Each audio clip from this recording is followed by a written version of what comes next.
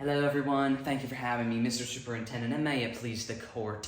I have come here today to speak about a rather pressing issue in our schools. The many inappropriate books that have been on our school district library shelves for far too long. Here I have them. Mr. Tracy, you only have 3 minutes of allotted time, so be wise with it. Yes, I know! This book is about blacks. Mr. Tracy, that kind of language will not be tolerated. And it depicts child abuse. Oh. Well, that is entirely inappropriate. This book has a large, gay, black man on the cover of it.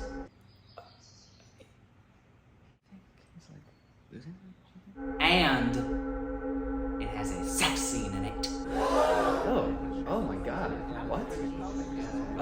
We had no idea that such a book was on our school shelves. That's not the worst of it. This book is gay. Why, yes, it seems to be that way. And it tells children how to accept themselves if they happen to be homosexual. I thought it'd be something good. Why are we even here right now? Are you quite well done now, Mr. Tracy? By telling them how to have gay sex! What? Well, I have to thank you for bringing this to all of our attention, Mr. Tracy. We can assure you that these books will be taken off of our school shelves immediately and replaced with child-appropriate ones. Thank you for your time. May we have the next speaker, please? Thank you, Mr. Superintendent. I will be burning these outside in a bonfire if anyone would like to join me. Thank you. Thank you all for your time and for listening to me. The issue I'd like to bring up is one that I think is of utmost importance in our school district. Many underprivileged students are not being able to access school lunches during school hours. Mrs. Frank, may I interrupt you? We've already said multiple times that we don't have the resources to tackle that issue right now. Can we have the next speaker, please? Thank you.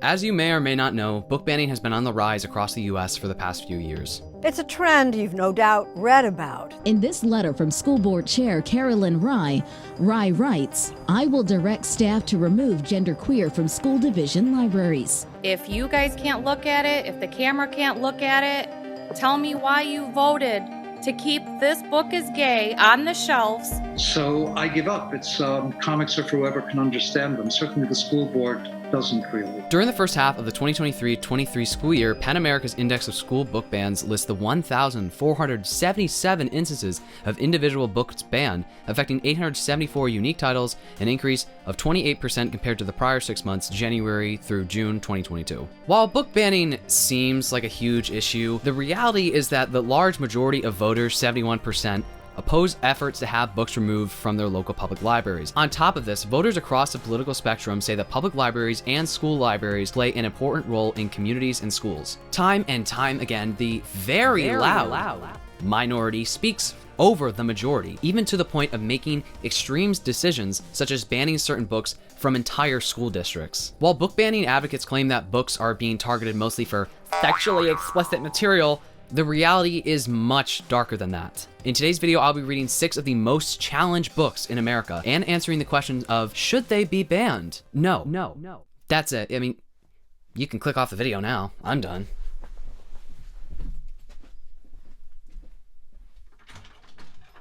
It may seem that book banning is just the newest part of anti-woke culture, but book banning has been a part of human history for many millennia. Let us not forget that the Bible is considered one of the most challenged books throughout human history, in part for its sexual themes and violence, but there is a deeper and more complex history behind that, which is too much to get into right now. I'll link some resources down below for history on that specific note if you're interested. The Bible, I'd have to say, is the one thing I'm the most interested in. I read it every night before I go to bed. Book banning can be traced all the way back to the BC era, 259 to 210 BC. The Chinese Emperor Shi Huangdi, listen, I study Japanese, not Mandarin, said to have buried alive 460 Confucian scholars to control the writing of history in his time. In 212 BC, he burned all of the books in his kingdom, retaining only a single copy of each for the royal library, with all previous historical records destroyed. He thought history could be said to begin with him. Well, at least in America, we're not burning people alive for books.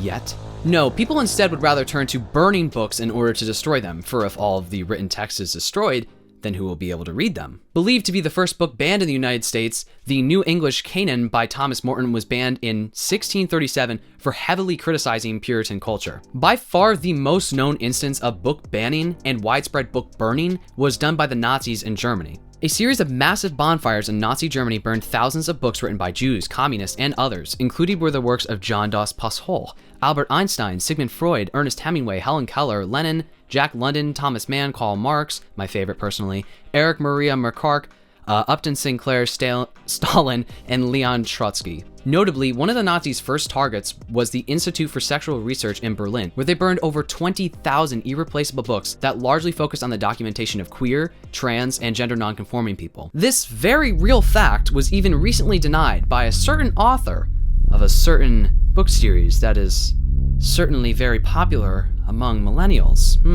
This institute was groundbreaking for its time. Run by Magus Hirschfeld, a Jewish gay man himself, the institute would ultimately house an immense library on sexuality gathered over many years, including rare books and diagrams and protocols for male to female surgical transition. Hirschfeld was truly ahead of his time with the institute, even performing the first modern gender affirmation surgeries in the world by 1930. The Nazi ideal had been based on white, cis-het, masculinity masquerading as genetic superiority. Anyone who strayed were considered as depraved, immoral, and worthy of total eradication. What began as a project of protecting German youth and raising healthy families had become, under Hitler, a mechanism for genocide. Throughout the world, books have been banned for their obscenity, a term that is almost impossible to define, even being challenged on numerous occasions by the Supreme Court in the US. Obscene to one may mean actual depictions of real oral sex, but to someone else, obscene may mean two men holding hands.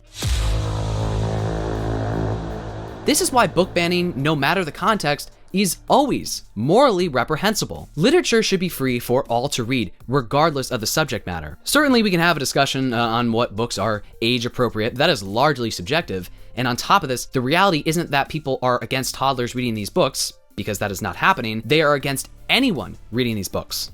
I must reiterate, very few amount of people who wish to completely ban certain books from schools are helping to create a society that is undemocratic and where our freedom to read is completely restricted. Now I want you all to place your bets. Which state has the most bans? I'll give you a moment. There's a few that comes to my mind, just a few. One has a large majority of a certain religion. What do you think it is, huh?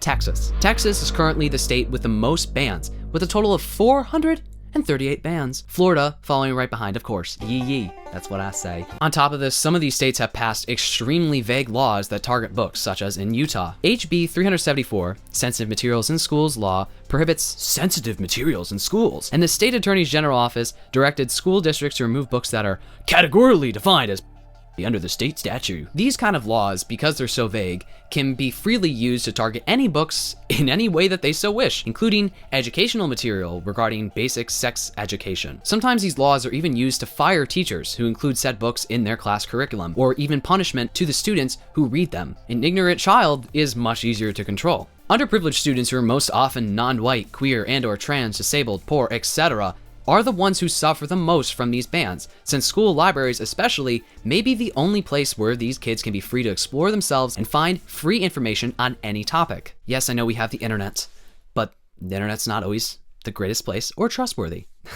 Some of these kids may not even have access to public libraries, and even then, some public libraries have faced book bannings by politicians. Politicians, who are quite literally motivated by their own personal greed and power, should not have authority over this matter. Librarians should be trusted with these decisions, and even then, we should still be free to criticize or call to question which books they deem appropriate. A society that does not ask questions is one that is begging to be told what to do. Often, the books that I'll be reading in this video are taken completely out of context in order to paint them in a bad light. While yes, some books are obviously not meant for a younger audience because they wouldn't be able to grasp the concepts in them, everyone, including kids, should have the free access to books including all kinds of different perspectives and lived human experiences. I've chosen some of the most targeted books in this country for today's video. The books I've chosen are All Boys Aren't Blue, The Bluest Eye, This Book is Gay, Mouse, and Genderqueer. I have them all sitting right over there, but I don't feel like grabbing them. For each book, I'll introduce why they've been challenged, what the authors have had to say about their books being banned, and then my personal feelings for each book. Without further ado, let's get into the books.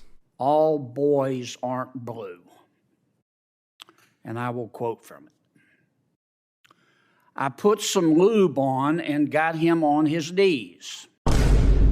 There is no reason for us to pretend that the world is not going to expose our youth and our teens to these very heavy subjects and heavy topics that are included in my book. My book is not for kids. It is for young adults aged 14 through 18, grades 10 through 12. Teens need to know about agency, consent, and that they have a right to say no and wait until they are ready. All Boys Aren't Blue held one of the top 10 spots for most banned books in 2021. All Boys Aren't Blue is a memoir by George M. Johnson that centers around their experiences with being Black and queer. In an interview with NPR, the author said, "Students have publicly said on record that words like mine have saved their lives. Works like mine have helped them name their abusers. Works like mine have helped them come to terms with who they are and feel validated in the fact that there's someone else that exists in the world like them. And you want to remove that from them? I just think that's sad." The attack of this book by politicians who are largely so far removed from regular society, in part due to the fact that they're all in retirement homes, is so completely unjust. Do you seriously think that Senator Bill McButt-Gee, whatever the butt in his penis Gee, I don't know, has read this book, thoroughly processed it, and came to the rational decision to ban it? No, what are you, naive? I remember growing up in a world where I didn't see images of myself. I didn't read stories about my lived experiences or what I was dealing with while struggling with my identity. As a Black queer boy, I always knew that I was different, even if I didn't have the language to explain what I was feeling. By the age of 10, I could tell that others knew I was different too. Black queer people deserve the right to do more than just survive and exist. We deserve the right to enjoy life on our terms. Until that day comes, I will continue to fight for it, even if I never see it happen in my lifetime. With all that being said, it's time to read All Boys Aren't Blue. I'm sweating my balls off right now, so I'm using chopped spinach on my bare ass cheeks so I don't sweat and lose my mind. So, if you'd like to know the state of mind I'm in, that's it. Also, I tried to record this, and then I got a very important phone call that I was supposed to answer while filming this, because of course I film on my phone because I'm poor and can't afford a new camera, so then the video cuts off halfway, and then I keep yapping for 10 more minutes without realizing that it's not recording anymore. So, again, if you'd like to know this state of mind that I'm in, I'm going to put this on my butt cheeks now. I finished reading All Boys Aren't Blue last night. I just wrote my Goodreads review on it this morning because last night I preferred to play Elden Ring instead because it's the only thing keeping me sane, ironically enough. I really, really like this book. I gave it a 4.5 stars. I really think this book is a love letter to George M. Johnson's family. It is so clear, like it bleeds through the page, the love that the author has for their family. And it's really beautiful seeing a family setting that is accepting towards their LGBTQ family members. The author handled the people who were terrible to them in a really empathetic way. What I really like about this book is the author comes across as a very kind, intelligent, and understanding and like a role model for LGBTQ teens. And the way that the author writes this book, in no way does it talk down to the audience. It's complex and it's honest, and it depicts their experience in an honest way. Johnson depicts their sexual experiences where they were violated and where it was not consensual. Later on, when the author loses their virginity, they make it very clear that this is a consensual experience and that, oh, sex can be fun and enjoyable as long as you're being safe and the person that you're with you feel safe with and it's consensual. And I think that's a really, really important message to push to kids. And yet a lot of people want to ban this book because black men have gay sex that bad. I pulled out of him and kissed him while he The way I grew up always knowing that I would have a friend and nanny, their grandma, is the same way that I hope black and queer boys, who may never meet me but will hear and see my words, know that they always have a friend in me. Sometimes all it takes is seeing someone as you are. Nanny saw me, I see you, and now you see yourself. On the topic of consensual sex, the author writes, there was so much excitement running through my body. This was much more than losing my virginity. For once I was consenting to the sexual satisfaction of my body. This moment also confirmed that sex could look how I wanted it to look, and that it could be passionate and kind, but most importantly fun and satisfying. The other thing I really, really liked about this book was how the author talked about how they believed that they were supposed to be a trans woman because they didn't have any education on gender nonconforming people. They didn't know that, oh, you can be a gay man who's really, really feminine. They thought, oh, because I like girly things, because I like acting like a girl and stuff, that means I should be a girl. Because the only representation they had was their cousin who was a trans woman. They thought that that's what they had to be, and that's not how it is. You can be a man and be feminine. You can be a woman and be super masc and super butch and stuff. I used to daydream a lot as a little boy, but in my daydreams, I was always a girl. I would daydream about having long hair and wearing dresses. And looking back, it wasn't because I thought I was in the wrong body, but because of how I acted more girly. I thought a girl was the only thing I could be. My belief was that I was supposed to be a girl, also correlated heavily with my attraction to other boys. Girls like boys. I didn't know that boys could like boys. It just goes to show that when kids are taught about sex and gender, they grow to have a better understanding of themselves. And that being taught about LGBTQ topics, about sex and sexuality and stuff, helps kids further understand themselves. The only issue I had with this book was the same one I had with genderqueer. When you're writing a book that's targeting a younger audience, targeting makes it sound so devious. No, I don't mean like they're targeting your kids. I mean, when that is your target audience, and you're writing a memoir about your life, which of course the author's life is very complex. People's lives, no matter what, are very complex. And I don't think the author dumbed it down. I just think that generally there are things you have to cut out. There's a different way you have to say things so that a younger audience can grasp the concepts and the themes in the way that they can because they're younger. If this book was written for adults, I think there would have been a lot more exploration on George M. Johnson's life and maybe some other aspects of their life, and that's just something you miss out on when you write books for a younger audience. Sorry, I'm like shortening myself down because I'm worried I'm being cut out of the frame. I'm so tall, guys. I'm so tall. Overall, I think that this book absolutely should not be banned. Some people might not like every book. I'm not saying that this book everyone needs to like just because it's a black and queer experience. I'm just saying in the terms of banning it, absolutely unnecessary, ridiculous, stupid. I've said this time and time again throughout this video, so we're gonna move on. The solitude is critical. People have said that unhappy childhoods make good writers because they tend to read because they're miserable or escape. So I can't read it to you, but you can give it to my kids, my children. If they lived it, then maybe I could spend a few years simply writing it. These books are vetted.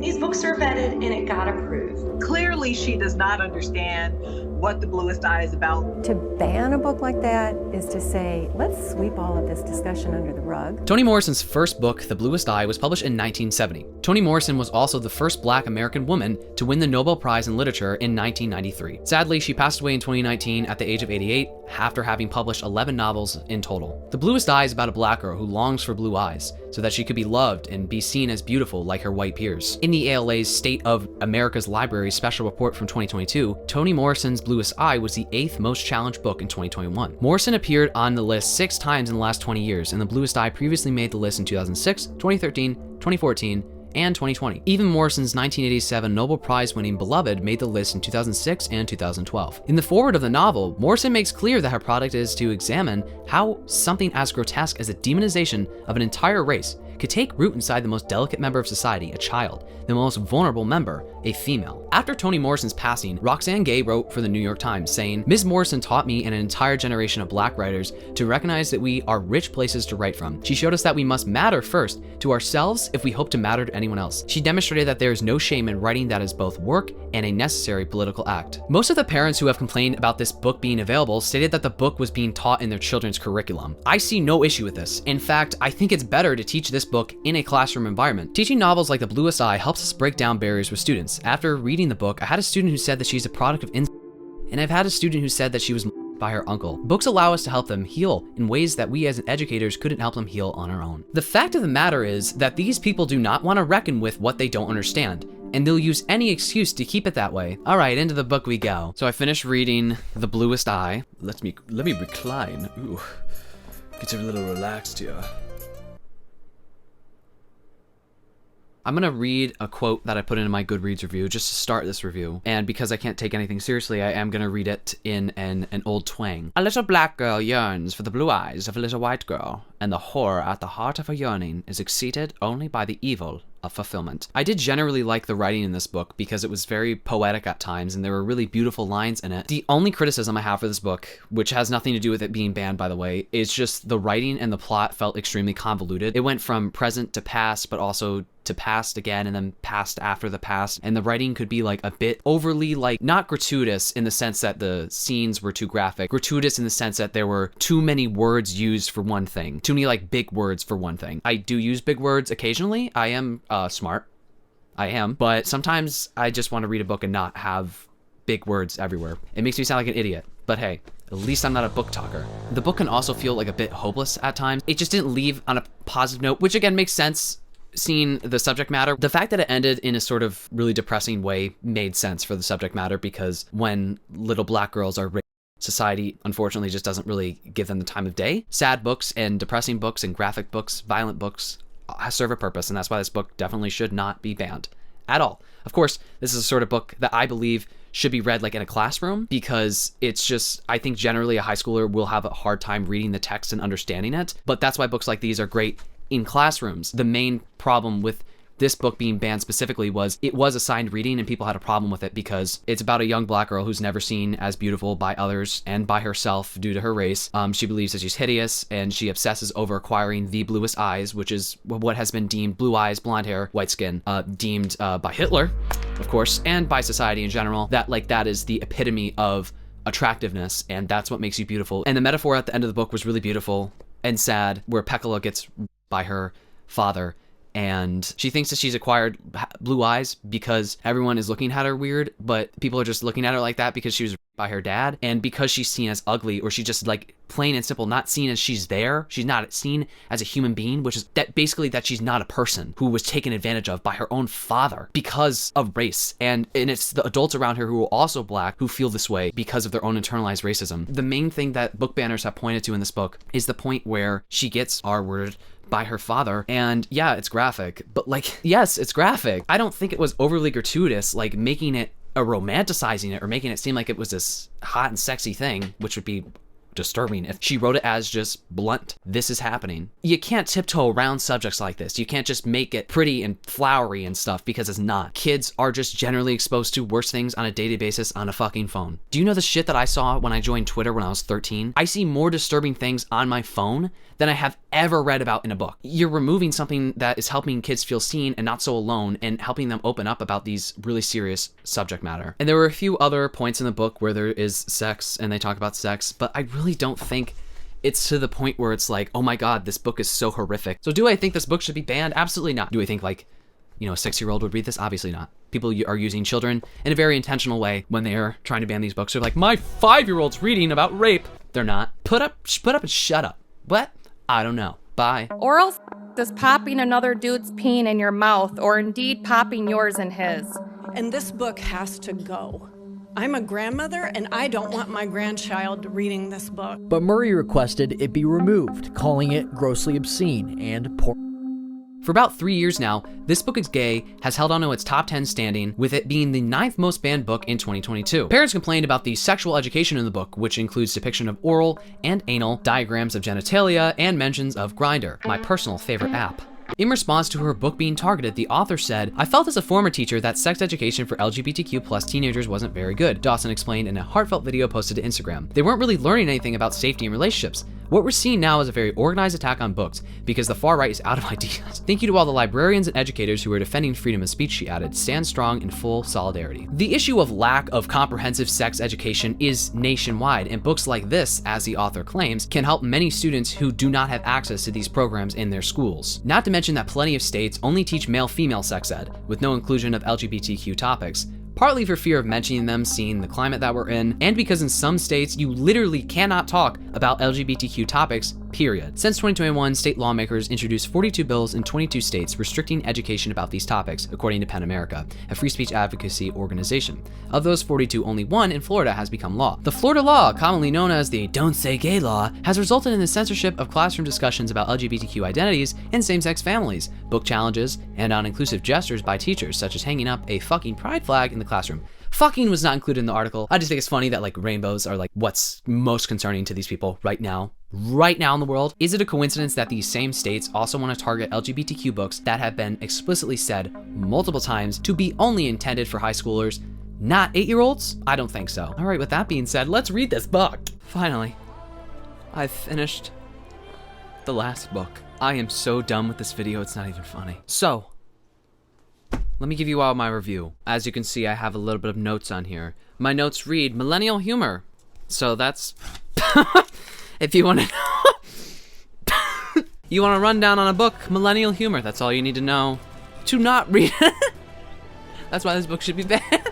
So before we get into why the book shouldn't be banned, because again, that's my answer, no. Let me just run down what I thought about the book that has nothing to do with the content of it in terms of it being banned from schools. The book has a very humorous and older sibling vibe to it, which I generally liked. It's very similar to the sort of narration that the author had for All Boys Aren't Blue. This author also, the way that she talks to the reader is like in a very knowledgeable, kind, whatever other positive adjective you want to put on it, humorous, you know, she comes off as like an older sibling. The only thing that irked me about the writing is what I just said, the millennial humor in it. It's such a nitpick. Generally, I like the humor in this book because I like dark humor, and I wouldn't say this is like dark humor, but the author made light of pretty serious subjects like AIDS during this book, which I really appreciated because I feel like a lot of the times, so much of the discourse around the LGBTQ community, it can be so doom and gloom. So having the author joke about very serious things like, you know, religious bigots and like, you know, AIDS and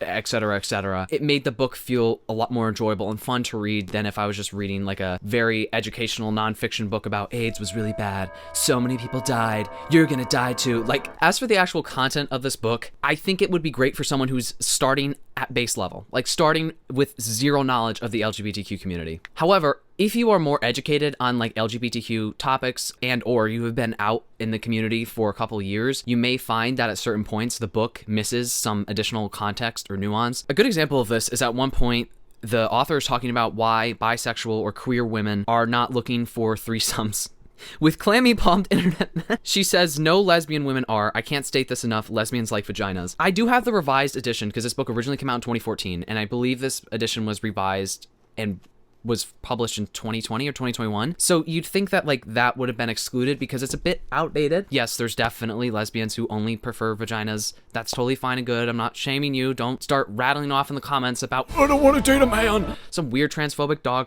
crap. I'm just saying it's pretty outdated because there are, generally the lesbian community is pretty inclusive towards trans women, and I think a lot of lesbians would be willing to date trans women regardless of whether they have a vagina or not. So I just felt like that was a good example of like just missing a lot of context. Not even just context, it's just not even acknowledging the very existence of trans people. Like, you could include there, most lesbians like vaginas, but some of them, you know, would date a trans woman who still has, you know, the genitals she was born with or whatever. Like, just that extra sentence would have been very helpful. You know, you could just say lesbians don't like men. Easy, simple enough. That's why, you know, a lesbian would not want to ever have sex with a man. They don't like men. There were a lot of points in this book where the author would assume it's unintentionally excluded certain subject matter. And I understand that people could be offended by certain stuff missing from this book or some of the stuff that was actually included in this book, like that sentence I just read to you, particularly because the author cannot please everybody. Someone is always going to have a problem with it. And the author did talk about this in her introduction to the book, where she's like, I can't speak for everyone. One person cannot speak for the entire LGBTQ community. There are going to be people who don't like parts of this book, which is totally true, right? Everyone is always going to find a problem with something, no matter what. But I think there was a genuine problem with this book that most people who read it agree with me on. There was definitely a lack of inclusion on trans, particularly like non-binary trans people, asexual, aromantic, polyamorous, and at times bisexual people. The most covered would be cis gay men, then would be cis gay women, and then maybe a little bisexual people, maybe a bit of trans coverage, and then everyone else was kind of just like maybe thrown in there in a couple sentences. And again, I'm not saying the author had to make a huge, 30 chapters for asexual people, for example, but it would have been nice for that to be included in even just a standalone chapter. Hey, here's some other people from the LGBTQ community who aren't often talked about. Let me make a whole chapter about this. You know what I mean? The tidbits that were included about, like, for example, transgender people were helpful and accurate, but it was largely underdeveloped, and I think that was the main problem I had with this book. Now, as for the book being banned, my answer, no. Okay. Do I have to say it again? I'm gonna start saying it in different languages. Niet. Yeah. What other no's? No. That's no in Spanish, okay? No. No! Gee, sometimes I just start laughing at myself and I'm like, wow, I am the funniest person on planet Earth. I might be. So the main part of this book that people who are proponents of banning it bring up is the chapter that's on sex. I would not recommend this book personally to people who are under the age of like high school, right? Under like 14. Here's the thing. I think that if there was a kid who was beginning to become sexually active, right, and they were only like 13, I think that chapter could be very helpful because the author very clearly reiterates multiple times, always be safe. always wear a condom. The author constantly reiterates, hey, consent, make sure you're in a safe environment, be safe. When the author is discussing Grindr, which was a lot of far-right pundits, they brought this up, how the author discusses Grindr. The author's like, hey, be safe. Grindr has an age limit of 18. You have to be safe when you do these things. You can't just hook up with people and go to their house. Like, the author had multiple moments where the author was like, don't just go to someone's house because you are risking your safety. Meet with someone in a public space, get to know them first, see if they're a crazy person first. I feel like people are really blowing it out of proportion because the fact of the matter is that, gay sex and LGBTQA sex education is seen as gross and icky and indoctrination and stuff, when it's just as helpful as heterosexual sex ed, and especially helpful for kids who are gay, because gay kids exist, right? And the author does say this at the beginning of the chapter about sex, that if you think you are too young to read it, I would highly recommend you skip this chapter. And I would recommend, if a kid isn't sexually active or isn't going to be anytime soon, they should just skip the chapter, because it's wholly unnecessary for them to read, because the rest of the book is helpful. While I think this book should be given to an older audience 100%, again, I don't think it should be banned from high school libraries. I think it would be very useful for kids who are questioning themselves to read this book and be like, oh, okay, so that's what people mean when they say this. That's what, whatever. Teaching kids about having sex and how to have sex is not the same thing as telling kids to have sex. It's not the best book I've ever read. It has its issues, but there's nothing in it that I think is so crazily lewd to warrant it from being banned from schools, and especially not from public libraries. And I'm pretty sure that this book has not been in any schools with kids who are under the age where they start puberty. And again, what I've said throughout this video is that a lot of these people who want these books to be banned just don't want kids to know about queer topics and trans topics at all, because they believe that it's dirty and they want trans and queer people to not exist in society. It is largely subjective which kids would need to read the chapter on sex, who should receive this sex education. And that's why the book shouldn't just be banned. It should be a choice made between librarians, educators, parents, and children. It shouldn't just be, well, I read this one snippet of this book, so I don't want any kid to ever have access to it. That's ridiculous, and that's what I'm arguing against throughout this video. Not a larger, complex discussion to be had over which kid, should your kid, why, age, whatever. That's not what I'm arguing against. What I'm arguing against is a complete ban on these books in libraries, period. I don't think this book has something so disturbing in it that a 16-year-old couldn't read it. Because I'll tell you what, I was watching porn when I was 10. I absolutely could have read this book when I was 10, because I watched shit when I was 10 that was way, way, way worse than what was included in this book. Subjectively, I could have read this book and I would have come out fine. In fact, it probably would have helped me when I was 10. But again, it's subjective, so I'm gonna end it on that. The McMinn County School Board voted unanimously to remove Mouse from its 8th grade curriculum, describing it as too adult-oriented. It shows them killing kids. Why does the educational system promote this kind of stuff? It is not wise or healthy being in the schools. Well, yeah, I mean, that's the story of what actually happened. The U.S. Holocaust Museum denounced the Mouse ban, saying the book plays a vital role in educating people. Perhaps the most ironic book to be banned, a book depicting the Holocaust, Nazism, and namely, fascism. While I believe that no book should ever be banned, Mouse is by far one of the most black and white examples of book banning. There is legitimately no good reason to ban this book. Like every other book in this video, Mouse has supposedly been banned for its sexual content and graphic language. Yes, like every issue in this video, let's just make it pretty and picture perfect for our kids, because the Holocaust, as we know, was so pretty. There is a very clear line being drawn by these people. Children do not need to be placated by us. They need honesty. Now, Mouse and the final book that I'm going to touch on in this video, Genderqueer, are both graphic novels. Obviously, if you have just a little bit of a brain, you know that cartoon does not equal children. Have you heard of South Park? Now, I'm not saying this because I think that kids can't read these books. I'm just making it clear that people are using the word children very intentionally here, and that not everything that is a cartoon is meant for children. Just because it's illustrated doesn't mean it's being given to 5-year-olds to read. Here, look at some people being gassed. You like that, little Johnny? There's something about pictures. Pictures go straight into your brain. You can't block them, right through your eyes. You see it. You can't unsee it. With words, we've actually got to struggle to understand the word before you can be puzzled or surprised or enlightened by those words. It's one more book, just throw it on the bonfire, Spiegelman told Greg Sargent in an interview for the Washington Post. And no matter how specific the information is, it's about what it means to dehumanize someone, to project otherness onto them, the othering of people. It could be anywhere.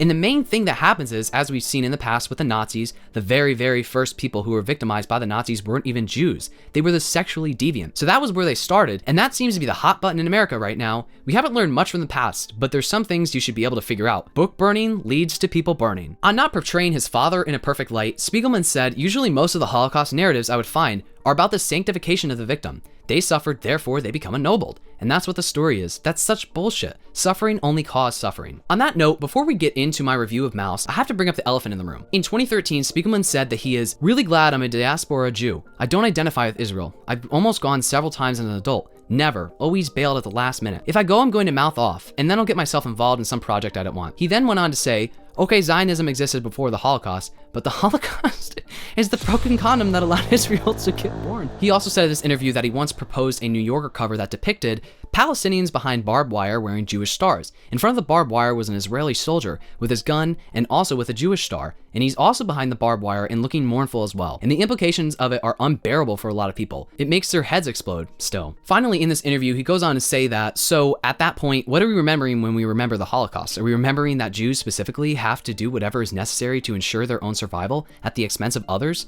who share a large part of our common DNA? After this in 2014, Spiegelman said, I spent a lifetime trying not to think about Israel, deciding that it has nothing more to do with me, a diasporist, than the rest of the world's bad news on parade. Israel's like some badly battered child with PTSD who's grown up to batter others. There's a scene in Maus Volume 2 which shows Spiegelman being berated by reporters, with one of them asking, if you were to draw Israeli Jews, what animal would you make them? With Spiegelman replying, porcupines. In a recent 2021 interview with The Telegraph, he's asked about Gaza, saying in response, this is so painful, you know? I just feel so lucky that my parents went right instead of left, as Polish Jews who immigrated to America after the Second World War, not politically. It seems to me that there's a different focus on this than the zillion bad actors in the rest of the planet, and that often, at least in America, drifts into a kind of anti-Semitism that I tend to take personally. But my feeling is that America shouldn't be subsidizing this terrible thing. My sympathy and my charitable giving often goes to Palestinian causes, not because I think the Palestinians are pure, but because somehow the text of Maus leads me into having to support them. I mean, there's a lot to dissect in that last quote. First of all, we can all focus on multiple things at a time, right? Second of all, recognizing anti-Semitism in the pro-Palestinian movement is important and necessary. However, claiming that every pro-Palestinian supporter is anti-Semitic is wrong and blatantly untrue. Many Jews themselves have spoken up about this weaponization of anti-Semitism, only to be called self-hating Jews afterwards. Jewish people are not a monolith, and to associate every Jewish person with the state of Israel and its actions is anti-Semitic in itself, since it's based on the assumption that every Jewish person is okay with the wiping out of a group of people, stealing, and also occupying their land. Hate is a cycle, and it will repeat unless we teach and learn about the atrocities of the Holocaust, how it happened, and why in turn it's being repeated on Palestinians right now. If you still feel the need to call me an anti-Semite after that, I mean, I don't know. I think you've gone too far for me to change your mind, and I have to let it go for my own mental health. If you want to read more about Maus and how it relates to Palestine, I'd highly, highly recommend this article. Now that plenty of you have clicked off after leaving an aggressive comment toward me, thank you. Let's get into my review of Maus, shall we? I finished reading Maus the other day. I don't know how much YouTube is gonna get mad at me for showing dirty, dirty history. We're not allowed to talk about it. Let's ban this video. I don't really have much to say about these two books. I feel like I said really all I have to say. Anyway, what is obvious about the Holocaust is that it was a terrible, terrible thing. And these books really display that in a really grotesque way. There's something so oddly eerie and haunting about seeing all of the atrocities that were committed against Jewish people and people targeted during the Holocaust in this book, namely Jewish people, because Art Spiegelman's father is a Jewish man. Seeing that all play out on mice, or like animals in general. And I wrote this in my review on Goodreads. I can't really explain why. It's weird. The only thing I could tie it to is that I think to a certain extent we can become desensitized to mass violence against groups of people. I think also because the Holocaust is so like heavily covered and talked about, you just can't, I think a lot of times people can become desensitized to the violence of it in a weird, twisted sort of way. I mean, for me, it's just because I'm probably autistic, but a lot of people have more empathy towards animals. So when you see like mice being gassed and melted alive, it's like, wow, that's insane. There's just one image in the second volume that really stood out to me, and it's just mice being burnt alive. And like, yeah, that would be awful seeing that on a person, but I don't know. It's such an odd artistic choice, and I really think it kind of worked in the favor of these books. So both of these books are Art Spiegelman's father, Vladek, like recounting his events during the Holocaust. And the first book is more like him fleeing capture, and he was a prisoner of war at one point, and then fleeing the Germans over and over, having to go into these awful hiding places to not get captured and thrown into a concentration camp, which is ultimately what happened.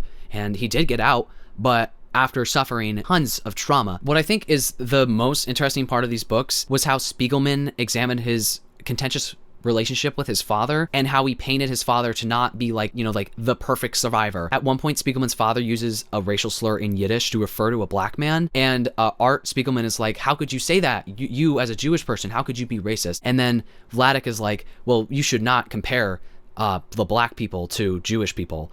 And it's just like, wow, crazy how you can go through something so terrible and you could be oppressed because of your race and your religion and then do the same thing to someone else. And I really like how Art Spiegelman examined like the cycle of abuse and intergenerational trauma and how people who went through such terrible things can pass it down to other people. It's just really frustrating when books like this get like banned from public schools, and because the Holocaust wasn't a pretty thing. Like, genocide is not a pretty thing. This kind of stuff needs to be told and educated to children in an unfiltered way so that they can learn history and what people can do to other people, how oppression works, how anti-Semitism can rise all the way to this boiling point where, and fascism and etc. and all these other things that tied into World War II and the Holocaust to like this boiling point to where millions of people could be executed. It's so funny. I think the most interesting thing about Spiegelman's interviews that I watched with him is he points to how people use specifically his mother's like suicide scene where she slit her wrist but her boobs are like exposed as a reason to ban the book. That's not sexually explicit in the sense that like someone is getting their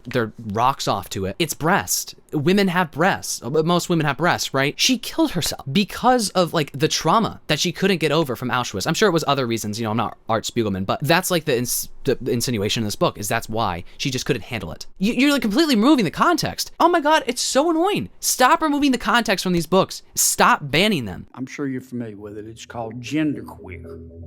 Okay? Quote, I got a new strap-on harness today. I can't wait to put it on you. They're going to let this filthy go on in our schools? No, that's why we are here. As a prosecutor and advocate for children, it is critically important to protect children from being exploited sexually. An attack on free speech is an attack on every single American citizen, myself included. Now I've saved the best for last. The most banned book in America. Genderqueer. Mayo Kobabe's graphic memoir, Genderqueer, continues its troubled run on the country's most controversial book, topping the American Libraries Association Challenge Books list for a third straight year. In 2023, the author responded to criticism by saying, Genderqueer is a comic and in full color, but that doesn't mean it's for children. Kobabe said in an interview with the Washington Post, I originally wrote it for my parents and then for older teens who were already asking these questions about themselves. I don't recommend this book for kids. Again, who are the children that we're talking about here? 5-year-olds? Or 15, 16, 17-year-olds. Reading a book about a trans person will not make you trans. It will make you see what was already there, though. The people banning these books know that, and they don't want that to happen. They do not want trans and queer people to exist in society, or anyone who goes against their perfect little system. The topic of gender touches on identity and touches on sexuality, and it touches on all of these things, Kobabe said in January, and it's hard to fully explain, I think, how a gender identity can impact every facet of life as an adult without touching at least a little bit on sexuality, and so I wanted to not shy away from that. I am trying, as Robinson advised, to take all of this, if not a compliment, at least a kind of testament to the strength of my work. Being the author of a heavily challenged book is stressful, and it wastes a lot of my time, but it puts me in a very good company. I never expected my book to sit on lists besides Beloved, To Kill a Mockingbird, The Hate You Give, Speak, and Of Mice and Men. It still feels vaguely surreal, and I'm sure I haven't processed the ripple effects I will feel for the entire rest of my career. For now, I'm strengthening my commitment to continue writing stories centering trans, queer, and non-binary characters. Certain parts of the country may be fixated on censoring me, but I will not be censoring myself. Now that we've reached the end of the video, I think that I've said enough about book banning in general,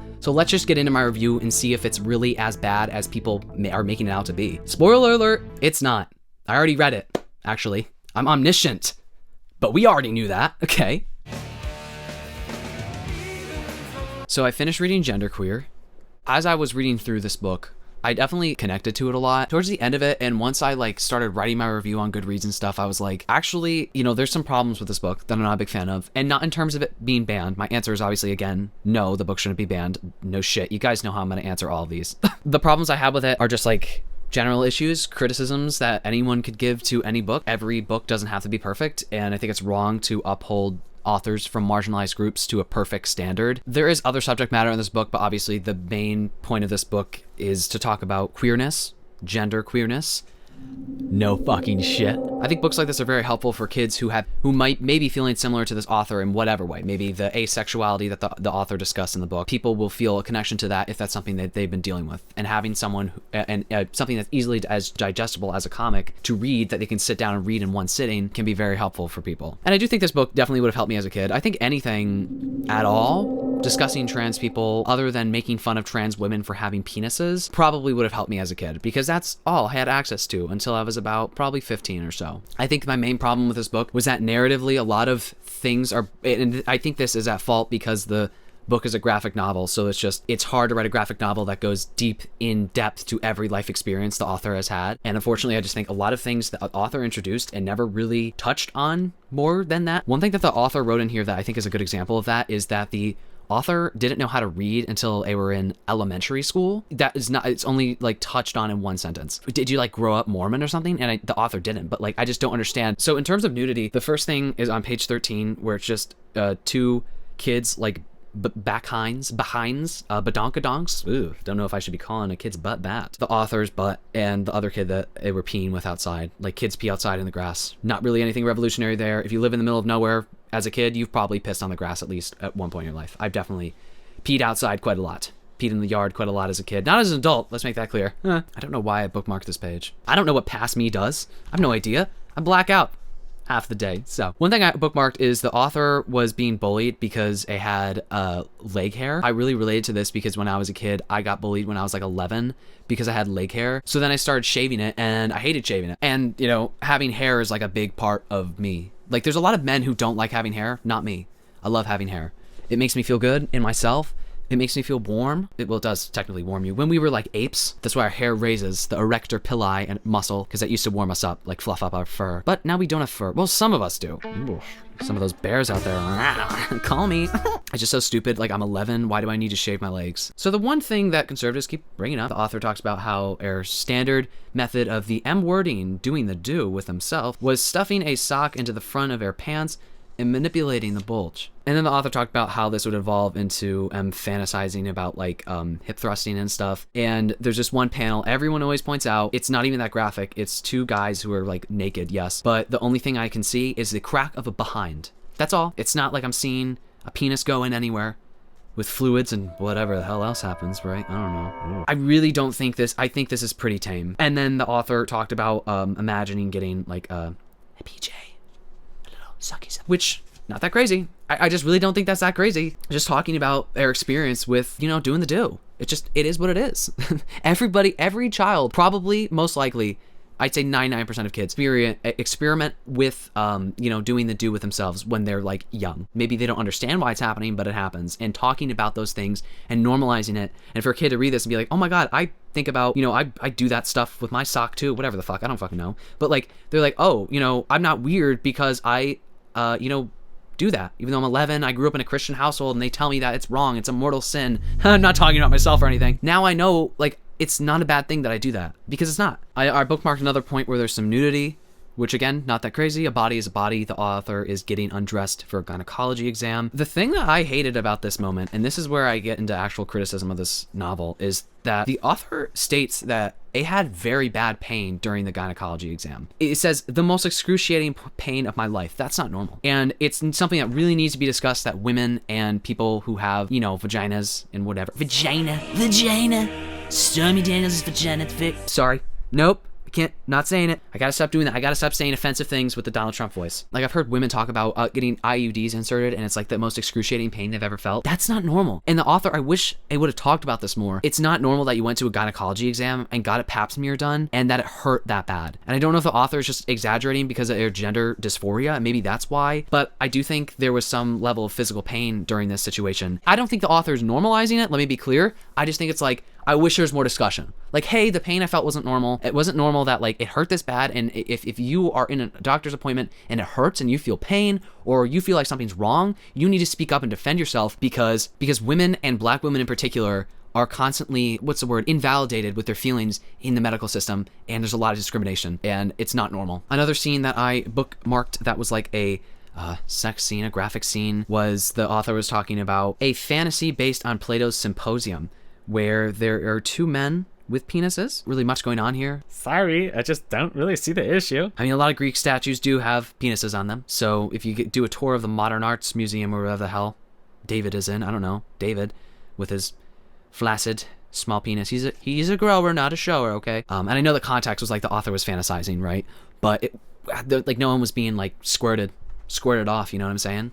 Just like normal shit. I don't know. So this is the other page where people have pointed out a crap ton. Was the author was sexting with their partner at the time, and the partner was saying to them how they can't wait to have the author's C word in their mouth, and they're going to give the author the best BJ of their life. Then we see an image where the author's partner is like doing the do to a device that you strap on your body. And the author says, hey, Z, let's try something else. The partner says, of course. And I think this is just an example of how, like, you know, consent. Like, hey, I don't like what we're doing. And the partner's like, yes, this is okay. Let's stop. Let's do something different. And people are just, I know they're going to comment, you want kids to see someone getting a BJ?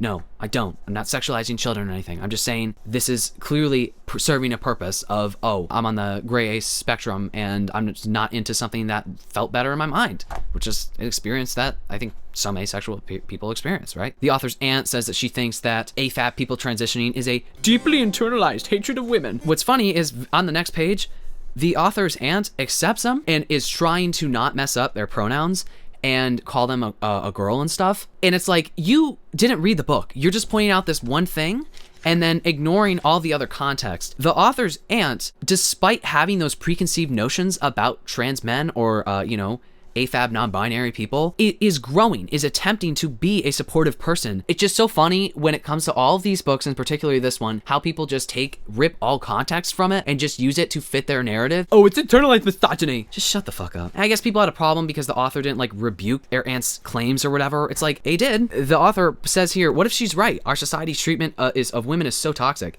Have I just been brainwashed into hating parts of myself? But no, I know that isn't true. I spent my whole life not feeling male or female. I've always wanted a third option. I'm just so sick of the internalized misogyny argument. Misogyny is like a deep hatred of all women because they are women. It's not the same thing as feeling like you don't look like yourself when you look in the mirror. I didn't bookmark it for some reason, and I don't know what page it's on. So the author was talking about how we're the only person on the girl side during their graduation who was wearing pants. I was the only person who was wearing pants on the girl side during my graduation. And because I was in marching band and I was in wind ensemble, I had to sit in the front row because I had to get up and play my saxophone in the middle of the graduation ceremony. I was sitting there, my legs spread wide open, you know, man spreading on the girl's side, you know how it be, fellas. And I was sitting there with my legs spread. Whoa, I had on black pants. And what was also funny about this was that I had my transition glasses on that day, so it looked like I was wearing aviator shades. So then I have these black pants on, and everybody else, all the other girls have their bare legs showing. In the picture, you could just see all of the guys on the one side are wearing pants, and then you can see all of the girls, you go down the row, okay, legs, bare thigh, whatever the fuck, right? And then there's just my legs, and then my legs are spread wide open, and I'm just sitting there like this. That's what my thoughts on the book. Not really much to say. Do I think it needs to be banned? No. Do I think it's definitely for an older audience? Absolutely. Not even just because of the sexual themes in the book. I think the majority of kids who are like under the age of 15 are just gonna have might have trouble with the themes in the book. Get the over yourself. And if a stack of paper hurts you this much, I really think you gotta fucking recontextualize your life. Book banning is a surefire way to reach a full fascist state as quickly as possible. There's one thing that we can be number one at. I was reading the comments on a Jack Edwards video of him reading the most banned books in America, and one person wrote how John Green, after getting his book banned, said in a video that he made, if you have a worldview that can be undone by a novel, let me submit that the problem is not with the novel. The only books that should be banned are books like Lolita, alright? Kids just shouldn't be reading shit like that. Let me know what you think about all these books. If you read all these books, please, please, please give me your opinions on them. What do you think about book banning in general? If you made it to the end, please give this video a thumbs up if you liked it. If you like me, you can subscribe. I post comedy and commentary videos, so if that sounds like your thing, make sure to subscribe and turn on the notification bell so you know when I post a video. With that being said, I really, really hope you all enjoyed this video. More importantly, I hope I see you in the next video. Oh my god, you better be in the next video, okay? Right? Okay, peace. I don't ever slow up, no I don't take shit. I got no love for the fakeness. If you wanna play tough and wanna hate this, I'll always show up and make a statement. I don't ever slow up, no I don't take shit. I got no love for the fakeness. If you